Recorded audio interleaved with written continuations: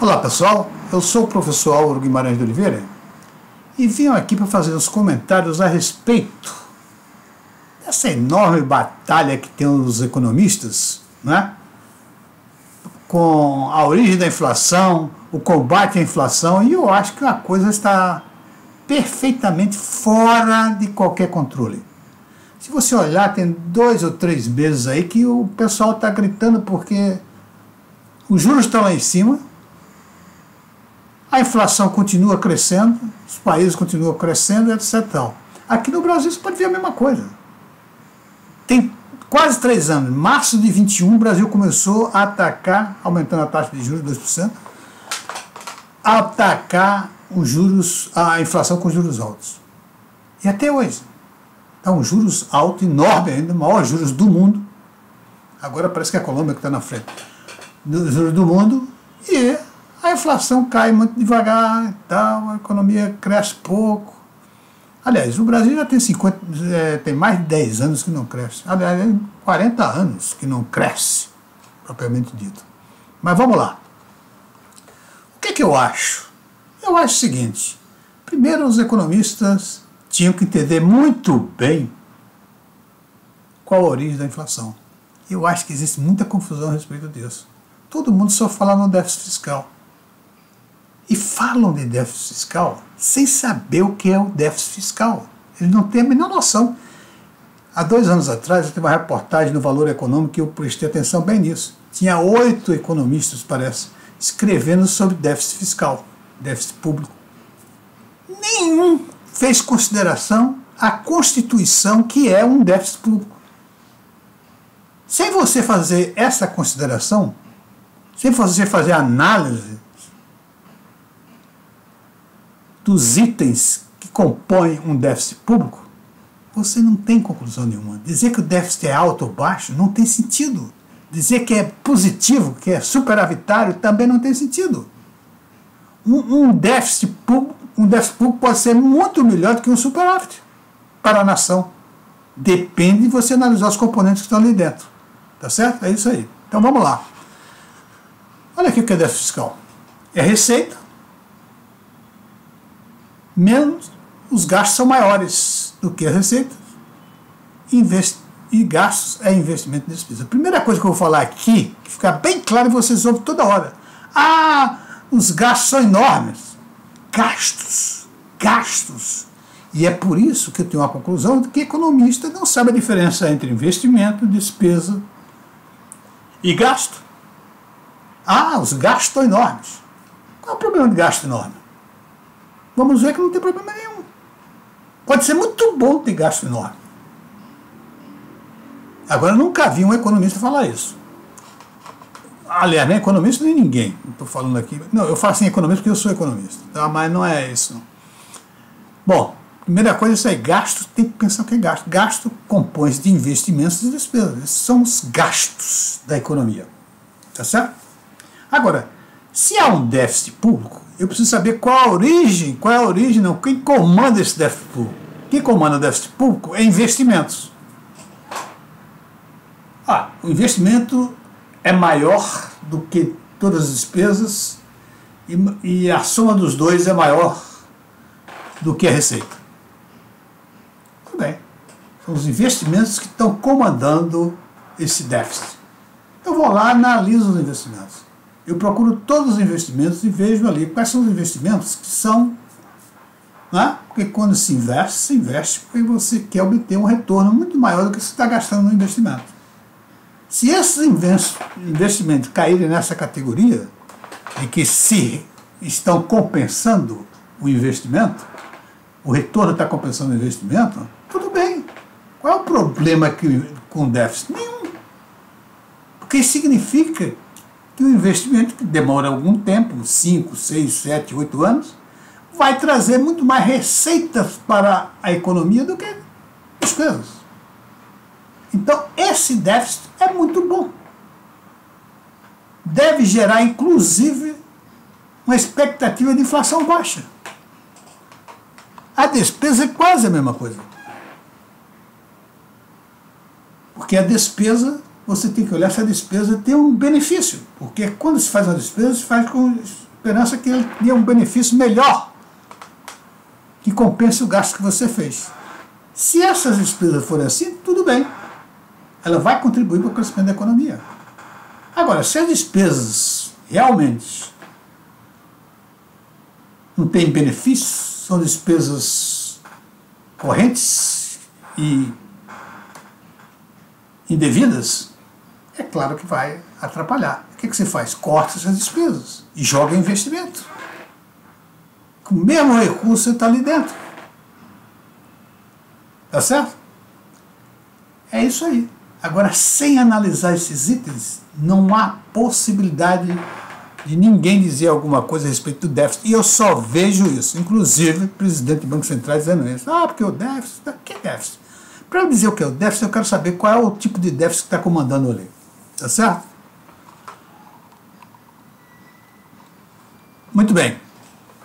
Dito isso, da minha parte, eu queria saber o que é, então,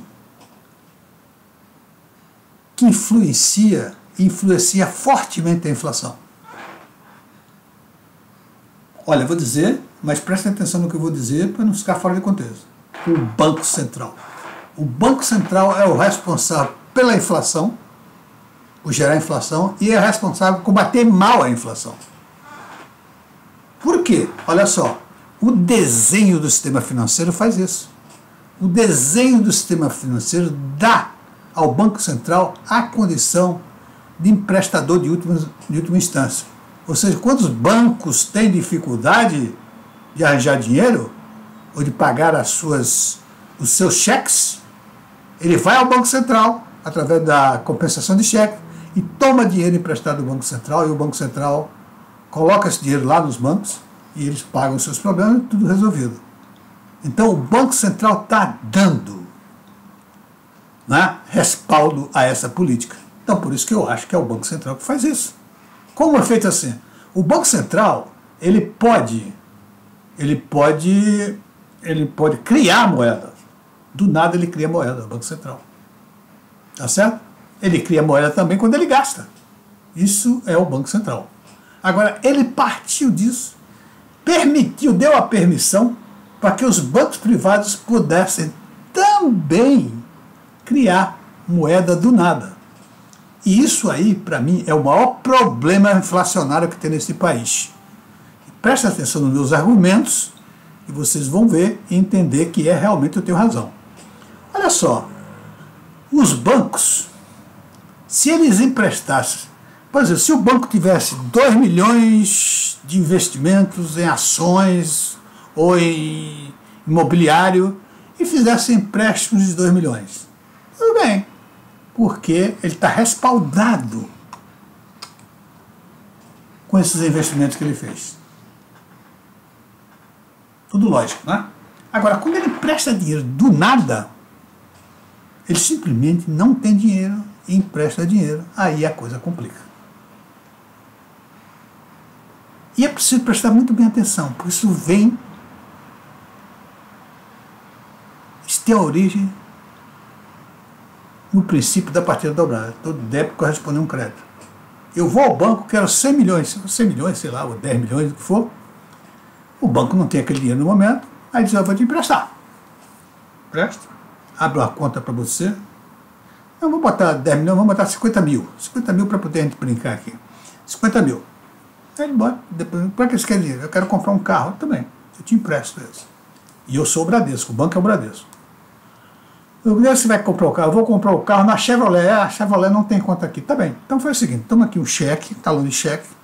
Você leva, já está acreditado na sua conta, o banco acreditou para ele a receber e a pagar. Então, tudo equilibrado no balanço, né? Muito bem. Então ele vai, o cliente sai com o talão de cheque na mão, vai lá e chega na Chevrolet, paga no outro dia de manhã. Ou seja, já passa um dia, né? No outro dia de manhã ele vai e paga com o cheque do Bradesco. A Chevrolet pega aquele cheque e ali, fica ali na carteira e tal, de tarde ela manda para compensação. Não, manda depositar no Itaú. O Itaú, porque ela não tem conta no Bradesco, ela deposita no Itaú. O Itaú recebe aquele cheque e leva a compensação na parte da tarde. Levado para a compensação, no outro dia sai o resultado da compensação. Para todo mundo, para Itaú, para Bradesco, todo mundo. Aí o Bradesco vai e olha a compensação. Se o Bradesco, a compensação significa o seguinte, tem recebimentos e pagamentos ali, todos os bancos. Então, o saldo final é que vai prevalecer. Prevaleceu o saldo do Bradesco no final da compensação, que o Bradesco está credor. Acabou, não tem problema nenhum. Se está credor, é porque os que ele recebeu foi maiores do que o que ele pagou. Então, está resolvido o problema dele. Está criado a moeda, porque o cara já comprou o carro dele, está rodando, já tem 2 dias que ele está rodando. Tá certo? Essa destruição de moeda só acontecerá quando for pago o seu empréstimo. Está criada essa moeda até o dia que ele pagar. Estamos entendidos? Estamos entendidos. Então, como é que é? Sim. Se por acaso o Bradesco for deficitário na compensação, o que ele faz? Pega o dinheiro emprestado suficiente para liquidar esse déficit de compensação no Banco Central. Pronto. E aí o negócio continua. Amanhã tem saldo, amanhã tem maior, tem menor, etc. Continua nisso aí. É assim que funciona o sistema de pagamentos do Banco Central. Então tá certo. Criou moeda do nada. Ele não tinha nada, não tinha o dinheiro, não tinha os 50 mil. E eu saí, comprei um carro, e estou rodando com um carro, e ainda o cheque está no Itaú, e o Itaú vai passar ainda para o Bradesco vai levar para compensação. Olha, é isso aí, meu amigo. Tá certo? Isso é difícil para os economistas neoclássicos. Eles não entendem isso. Tem uma dificuldade muito séria em entender que os bancos privados e o Banco Central podem criar dinheiro do nada. Baseado exatamente no quê? No princípio da partida dobrada, o princípio que deu origem à economia. Isso é meio até estranho. Muito bem. Então, deu para entender, do meu ponto de vista, qual é o fator preponderante para a inflação. É exatamente a criação de dinheiro do nada pelos bancos privados. Então eu acho que é muito fácil controlar agora, já que eu sei qual é a origem. Qual é a origem? É aqui. Vamos fechar essa origem? Fecha, controla isso aí. Determinada temporada abre, determinada temporada fecha, depende da situação econômica. Se precisar de liquidez, abre. Se a inflação está galopando, fecha isso aí. Muito mais eficiente do que você tocar juros altos, que não acontece nada, absolutamente nada, só dá prejuízo, só traz destruição para a economia, juros altos. Muito bem. Agora, olha só, não é possível diminuir dinheiro, demanda agregada, colocando mais dinheiro. Se você reparar, como é que o Banco Central retira dinheiro da economia, diminuindo a demanda agregada? Muito simples. O Banco Central emite, ele sabe, por exemplo, fez os cálculos, tem 500 mil de excesso de demanda agregada sobre a oferta. E é isso que está provocando a inflação. O que o Banco Central faz? Emite 500 mil de títulos públicos e oferece ao mercado com a taxa mais alta. Aquele período dele foi 13,75. Muito bem. Aí compraram os títulos. A demanda agregada saiu, diminuiu 500 mil. Mas o que aconteceu do lado de cá no Banco Central? Aumentou a dívida da economia em 500 mil. Uma a outra. A de lá geraria expectativa de redução de inflação. A de cá, que é a dívida da empresa, gera o quê? Expectativa de inflação. Uma de redução, de aumento da inflação no futuro próximo. E mais ainda por quê? Porque tem os juros atrelados à dívida. Então eu estou tirando dinheiro e vou botar logo mais dinheiro do que eu estou tirando. Como é que eu posso controlar essa demanda dessa maneira? E não venha me dizer que, porque é título público, meu amigo. Hoje em dia, a diferença do título público com a moeda é que a moeda não é remunerada. Ou seja, a dívida pública é remunerada. Então ela traz ainda mais esse problema, que ela sendo remunerada, ela vai botar mais de 500 mil na economia, ela tirou 500 mil e vai botar mais de 500 mil na economia. Tá certo? Então é isso aí que é empecilho, que não é possível se controlar a inflação com juros altos. Isso não afeta, ao contrário, afeta mais para cima. E dá a impressão que os economistas não sabem disso. Porque você pergunta ao economista, o nosso Roberto Campos Neto, ele disse outro dia. Perguntaram por que não caía, ele disse, olha, porque a economia reage muito tempo depois. Não é verdade. No dia que o Banco Central diz que vai atacar a inflação com juros altos, todo mundo se prepara. Se for uma semana antes ou 2 semanas, se prepara. As empresas começam a colocar seu preço lá para cima, porque sabe que vem inflação mais alta, começa a comprar antecipado. O que é que está acontecendo com isso? Aumentando a expectativa de inflação mais alta. É isso aí. Não dá para fazer isso. Agora, você só pode retirar demanda da economia, excesso de demanda, se vender, o Banco Central pode ter, se vender ativos reais do governo. Por exemplo, pega o equivalente a 500 mil reais em ações da Petrobras, que pertencem ao governo, e oferece ao mercado. Não, aí reduziria a demanda sem problema nenhum. E reduzir a inflação sem problema nenhum. Isso aí controlaria a inflação. Ao contrário, não pode. Não existe essa possibilidade.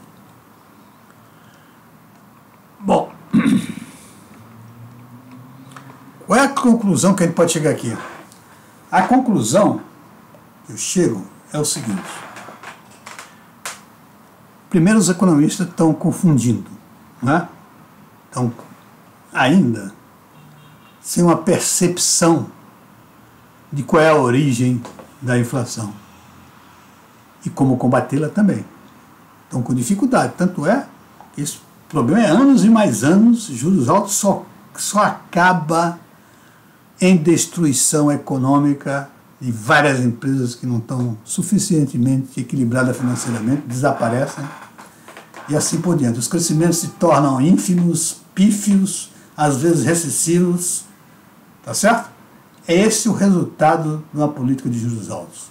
É extremamente inconveniente para a economia e para o povo brasileiro.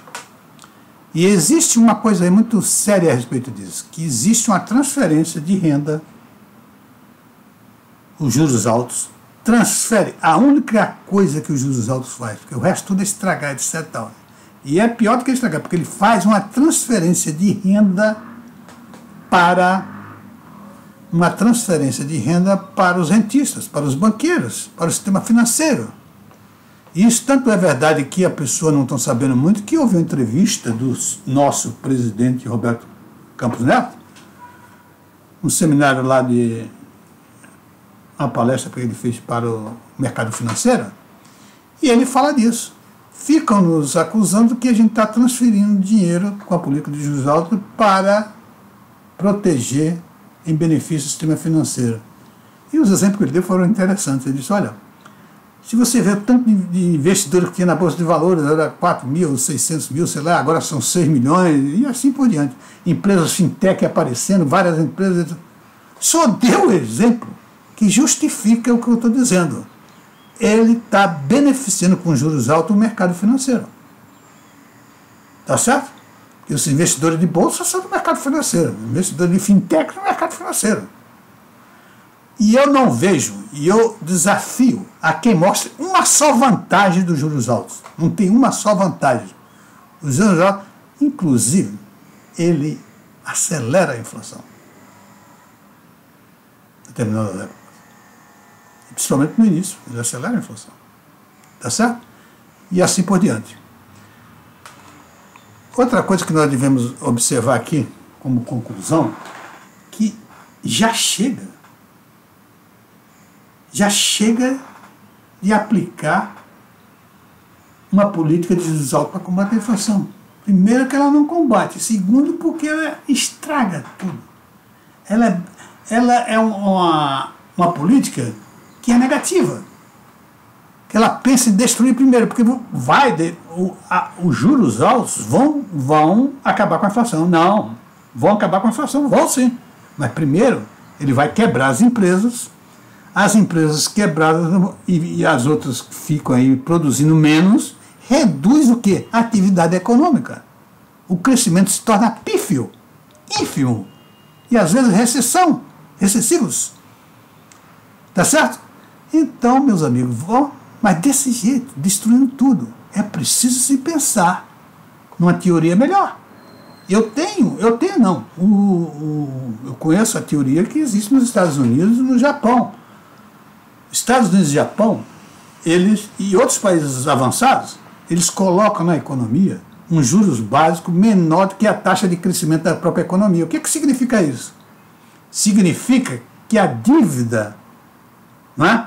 Que a dívida que eles tomam dos emprestadores são aplicadas e que se autopagam. Ou seja, a rentabilidade dessa dívida aplicada é maior do que o custo dela. Isso aí é fenomenal, porque você usa uma dívida e não paga por ela, porque ela própria se paga. Tá certo? Isso é o ideal, isso é o objetivo maior de quando você procura uma dívida. É que ela venha te ajudar a crescer mais, não te levar dinheiro. Uma empresa, quando diz assim, vou pegar uma dívida, ela está pensando o seguinte, vou pegar essa dívida, pagar os juros, mas obter uma rentabilidade maior do que a dos juros. Chama-se alavancagem financeira positiva. Tá certo? Mas é isso aí. Agora, se você pega uma dívida, como do Brasil, como o Brasil pode pagar uma dívida? Se o crescimento do Brasil é o mínimo possível e a taxa de juros está lá na casa do inferno, 13 ou 12, agora não sei como é que está, tá certo? Então, é preciso se pensar nisso. Eu acho que a gente tem que pensar em como controlar a emissão de moeda a emissão de crédito ou moeda, né, pelos bancos privados, sem nenhuma base para sustentar. E do nada ele empresta, não tem o dinheiro. Não tem importância nenhuma, vai lá que o banco te empresta.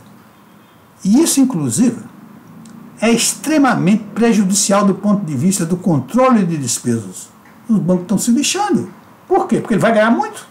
Ele está fazendo nada, está pegando dinheiro que não custa nada e emprestando a 13,75. 13,75, 15, 18. Tá certo? Meus amigos, tem que se parar com essa política de juros altos e pensar em mudar a estratégia para a inflação do Brasil. E através dessa ideia de países avançados como Estados Unidos, Japão, Suécia, fazem isso. A taxa de juros mais baixa e a taxa de juros mais baixa do que a taxa de crescimento da economia. Tá certo? É isso que a gente deve fazer para controlar isso. Agora, por que não se controla o crédito? Que é muito mais fácil controlar o crédito. Eu tenho quase que uma resposta para vocês. Não se controla o crédito, porque isso vai diminuir a rentabilidade do sistema financeiro. Vai acabar a mamata do sistema financeiro.